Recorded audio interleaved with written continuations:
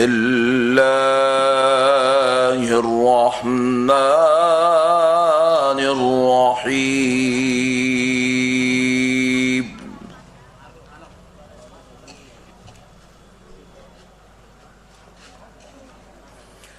وما كان الله ليعذبهم وأنت فيهم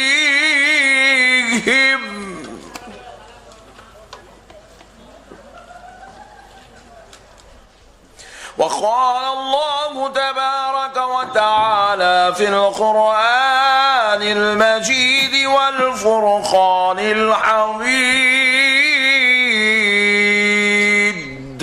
ولا تقولوا لمن يقتل في سبيل الله أموات بل أحياء ولكن لا تشعرون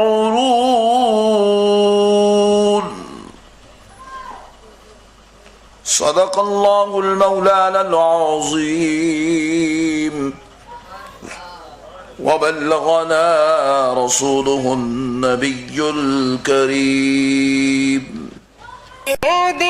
کی الفت کا فیضان ہے سے عظمت مصطفیٰ و فیضان اولیاء اللہ کی اس مقدس اور مبارک مجلس میں ہم سب کو شرکت کی سعادت اور توفیق نصیب ہوئی ہے۔ اس پر ہم اللہ تبارک و تعالیٰ کا جتنا بھی شکر بجا لائیں کم ہے کہ پروردگار نے ایسی مبارک سعادت اور توفیق سے ہمیں اپنے قلوب کو جلا بخشی ہے۔ معزز سامعین کرام،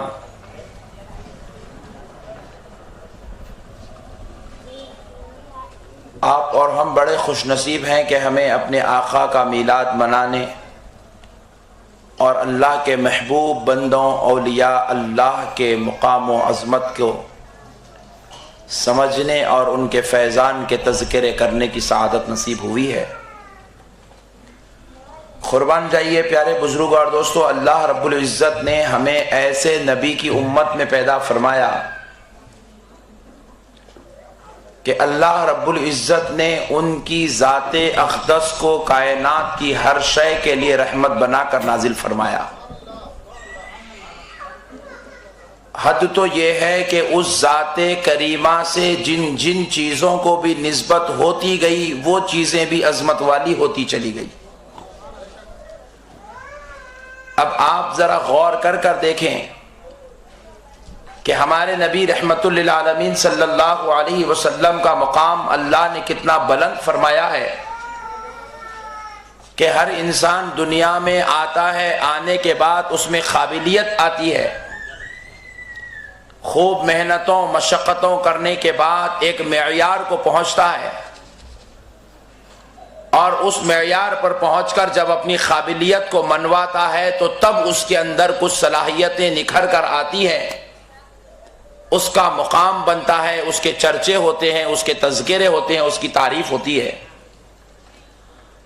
اور بعض لوگ مانتے مانتے اس کی صلاحیتوں کو قبول کرتے ہیں اور بعض تو اس کی صلاحیت کو قبول بھی نہیں کرتے، اس قابل انسان کی قابلیت کو قبول نہیں کرتے۔ لیکن قربان جائیں ہمارے پیارے آقا رحمت للعالمین صلی اللہ علیہ وسلم کے مقام پر اللہ رب العزت نے ہمارے نبی کو وہ مقام عطا فرمایا کہ آپ دنیا میں تشریف بعد میں لائے، لیکن آپ کی عظمت کے چرچے پہلے ہوا کرتے تھے۔ بعد کا چرچا ہونا تو عقلی تقاضا ہے، قبول کیا جائے گا۔ نبی آ رہے ہیں، معجزہ دکھائے گے، امت بات مان لے گی۔ نبی بن کر تشریف لا رہے ہیں، امت آپ کی عظمت کو قبول کر لے گی، کفار بھی آپ کی عظمت کو قبول کر لیں گے، غیر بھی آپ کی عظمت کو قبول کر لیں گے، یہ بات تو سمجھ میں آتی ہے۔ لیکن ذرا غور کر دیکھیے، ہمارے نبی کا مقام اتنا بلند ہے کہ ابھی ہمارے آقا آمنہ کے لال عبداللہ کے دلارے مکے کی زمین پر پیدا نہیں ہوئے ہیں۔ آپ سے پہلے عیسیٰ علیہ السلام اپنی امت میں آپ کا چرچا فرما رہے ہیں، حضرت موسیٰ اپنی امت میں آپ کا چرچا فرما رہے ہیں, حضرت ابراہیم اپنے زمانے میں چرچا کر رہے ہیں, حضرت اسماعیل اپنے زمانے میں آپ کا ذکر کر رہے ہیں, حضرت نوح اپنے زمانے میں ذکر کر رہے ہیں, حضرت آدم اپنے زمانے میں ذکر کر رہے ہیں, تو پتہ کیا چلا, اللہ نے مصطفیٰ کو وہ مقام عطا فرمایا. انبیاء تو بہت آئے لیکن ہر نبی کا کام تھا کہ وہ اپنی رسالت کا تذکرہ کرے, تو مصطفیٰ کی عظمت کا بھی تذکرہ کرے, مصطفیٰ کے مقام کا بھی ذکر کرے, مصطفیٰ کی رفعتوں کا ذکر کرے, مصطفیٰ کے درجات کا ذکر کرے, مصطفیٰ کی شان کا ذکر کرے. اور ذکر کرنا اس بات کی دلیل تھی, اللہ اس نبیوں کے مسئلوں کو حل فرما دیتا تھا. قربان جائیے پیارے بزرگ اور دوستو, ہمارے نبی کا مقام بہت ہی زیادہ بلند و بالا ہے. اب ذرا آئیے ذرا ان کی بلندیوں پر تذکرہ تک روشنی ڈالنے کی سعادت حاصل کرتے ہیں. آج میں بعد کی باتیں نہیں, نبی کی آمد سے پہلے کی باتیں کروں گا. یہ تو انسان کی عقل مر چکی ہے جو بعد کی بات ماننے کے لیے تیار نہیں ہے. ارے جب سورج نکل ہی چکا ہے تو روشنی آنی ہی آنی ہے, جب چاند آ ہی گیا ہے تو چاندنی ہونی ہی ہونی ہے, جب انسان پیدا ہوا ہے تو کچھ نہ کچھ کام ہونا ہی ہونا ہے. تو بعد کا ماننا یہ کوئی کمال کی بات نہیں, پہلے کا ماننا کمال کی بات ہے. سورج نہیں تھا تو روشنی نہیں تھی, چاند نہیں تھا تو چاندنی نہیں تھی, انسان نہیں تھا تو کام نہیں تھا, آدم و حوا نہیں تھے تو کوئی بیٹا نہیں تھا. لیکن قربان جاؤ, مصطفیٰ نہیں تھے مگر مصطفیٰ کا تذکرہ برابر تھا. نبی نہیں تھے, نبی کا ذکر برابر تھا. نبی نہیں تھے, نبی کا کلمہ برابر تھا. اے نبی کے غلاموں, اپنی قسمتوں پہ قربان جاؤ کہ ہمارا مقام دیکھو کتنا بلند ہے, ہماری عظمتیں کتنی بلند ہے, ہماری شان کتنی بلند ہے. دیکھو ہم نبیوں کا کلمہ نہیں پڑھتے, ہم مصطفیٰ کا کلمہ پڑھتے ہیں. ہمارا کلمہ ہے لا الہ الا اللہ محمد الرسول اللہ. حضرت موسیٰ کی امت ان کا کلمہ پڑھتی تھی, حضرت عیسیٰ کی امت ان کا کلمہ پڑھتی تھی, حضرت یحییٰ کی امت نبی کا کلمہ یحییٰ کا کلمہ پڑھتی تھی, حضرت آدم کی امت حضرت آدم کا کلمہ پڑھتی تھی. مگر ہمارے نبی کا مقام دیکھو, صرف ہم اپنے نبی کا کلمہ نہیں پڑھتے بلکہ آدم تا عیسیٰ سارے انبیاء مصطفیٰ کا کلمہ پڑھ رہے ہیں, مصطفیٰ کا کلمہ پڑھ رہے ہیں. نبی بعد میں آئے, لا الہ الا اللہ محمد رسول اللہ پہلے چل رہا ہے. نعرے تکبیر, نعرے رسالت, علماء اہل سنت. اب ذرا یہ پیارے بزرگ اور دوستو, حضرت سیدنا آدم علی نبینا علیہ الصلوۃ والسلام, میں ذرا آپ کے موڈ کو بدلنے پوچھتا ہوں, بات سمجھ میں تو آ رہی ہے نا؟ کیونکہ بعض لوگوں کی عقل کمزور ہوتی ہے تو بات کی باتیں بھی سمجھ میں نہیں آتی, لیکن آپ کو دیکھ کر سمجھ میں آ رہا ہے کہ آپ تو پہلی والی بھی سمجھنے کو تیار ہیں. تو پیارے بزرگ اور دوستو, مسئلہ کیا ہے؟ علم اور جہالت. اگر جاہل کو کہا جائے کہ سورج زمین کے قریب آ رہا ہے, چاند زمین کے قریب آ رہا ہے, تو جاہل یہ بات قبول نہیں کر سکتا. لیکن اگر کسی سائنٹسٹ کو یہ بات کہی جائے کہ چاند زمین کے قریب آ رہا ہے تو سائنٹسٹ آنکھ بند کر کے بات کو قبول کر لے گا. یہ ہو سکتا ہے کیونکہ اس کے علم نے اس کو یہ بات بتائی ہے. پیارے بزرگ اور دوستو, یہی بات ہے جہالت اور علم میں. جہالت بعض چیزوں کو ماننے قبول کرنے نہیں دیتی, لیکن علم ہر چیز منوا لیتا ہے.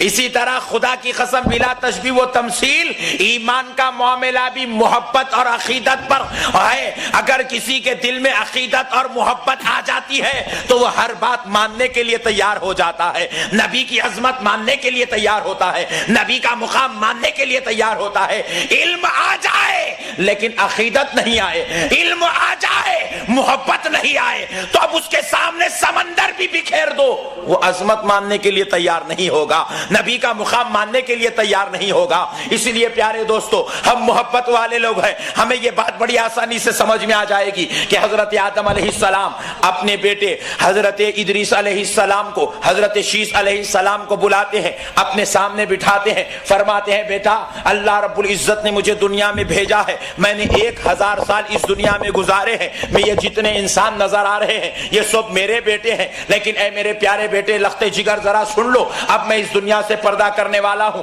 میں تم کو اپنا خلیفہ مقرر کر رہا ہوں. بیٹا میری ایک نصیحت سن لو. دیکھو جب کوئی بیٹا اپنے باپ کا منصب لے رہا ہے اور اپنے باپ کی خلافت لے رہا ہے, اپنے باپ کی جانشین لے رہا ہو, تو ذرا اندازہ کیجئے اس وقت جو کلمات کہے جائیں گے وہ بڑے کمال کے ہوں گے, وہ بڑی اہمیت کے حامل ہوں گے, وہ بڑے فضیلت والے ہوں گے, وہ بڑے درجے والے ہوں گے, وہ بڑی رفعت والے ہوں گے. لیکن حضرت آدم علیہ السلام نے اپنے بیٹے کو اپنا جانشین مقرر کیا تو یہ نہیں کہا بیٹا یہ فلاں کام کر دینا, فلاں کام کر دینا, فلاں ذمہ داری پوری کرنا, فلاں منصب کو سنبھالنا, فلاں کے ساتھ ایسا سلوک کرنا. یہ نصیحتیں بعد میں کی ہوگی.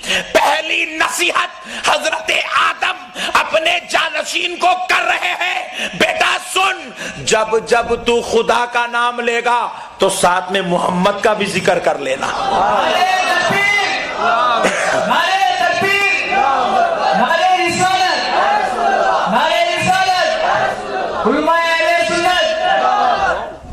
قربان جاؤ پیارے بزرگ اور دوستو,